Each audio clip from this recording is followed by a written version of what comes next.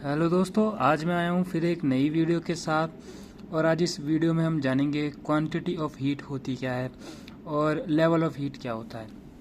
तो quantity of heat जो हम नापते हैं BTU में नापते हैं। BTU एक यूनिट होता है, 1 किलो कैलोरी होता है और एक होता है वाट।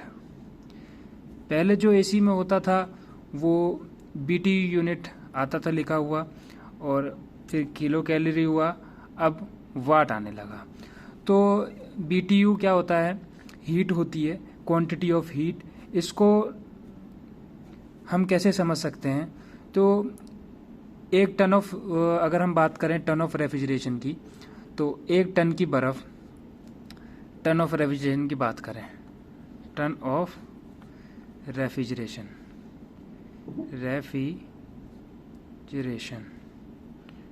टन ऑफ रेफ्रिजरेशन की अगर हम बात करें तो एक टन की बर्फ़ जितनी कूलिंग प्रोड्यूस कर सकती है एक क्लोज एरिया में, बंद कमरे में, तो उतना ही एक टन का AC काम करेगा। और अगर हम बात करें, ये जो BTU की बात करें, तो एक BTU में कितनी एक टन जो AC है एक घंटे में कितनी मतलब हीट को रिमूव कर सकता है, कितनी क्वांटिटी हीट की रिमूव कर सकता है? वो 12,000 BTU कर सकता है, अगर हम बात कर रहे हैं BTU की। अगर हम बात करें वाट की, तो ये 3516 वाट हीट को क्या काम कर सकता है? रिमूव कर सकता है। अब बात करें किलो कैलोरी की, तो इसमें ये 3224 किलो कैलोरी हीट को रिमूव कर सकता है एक टन का AC।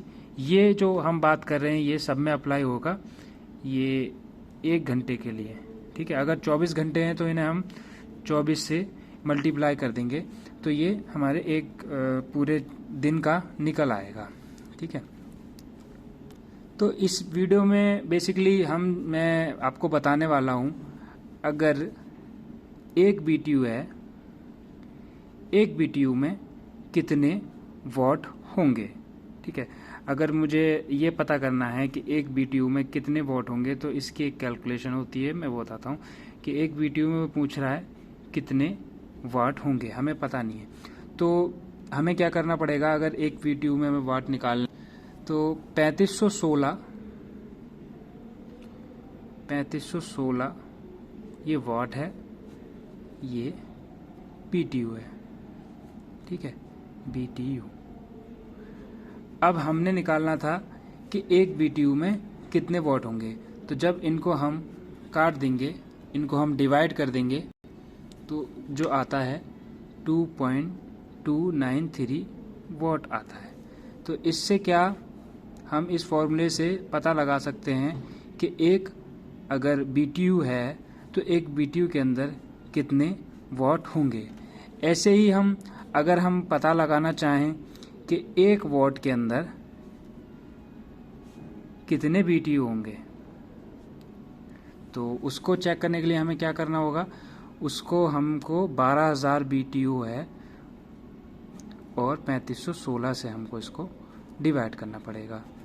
तो एक वाट के अंदर कितने BTU होते हैं ये निकल आएंगे। एक वाट के अंदर आप यहाँ पर देख सकते हो 3.14 डिवाइड करने के बाद आ रहा है 13, इतने क्या है BTU हैं, ठीक है। और अगर हम बात करें लास्ट की कि हमको BTU से किलो कैलोरी निकालना है, सपोज कि एक BTU है, एक BTU में कितनी किलो कैलोरी होती है, तो उसके लिए हमें क्या करना पड़ेगा? उसके लिए आप देख रहे हैं, मैं यहाँ पर इसको कैलकुलेशन कर देता हूँ। तो एक BTU है, तो हमको क्या करना पड़ेगा? यहाँ पर हमने देखा आप देख रहे होगे यहाँ पे 12,000 BTU में देखा जाए, BTU में देखा तो 12,000 BTU होता है, वाट में देखा जाए तो 3516 वाट होता है। और अगर हम बात करें कैलोरी की तो 3024 होता है। तो हमने 3024 को लिया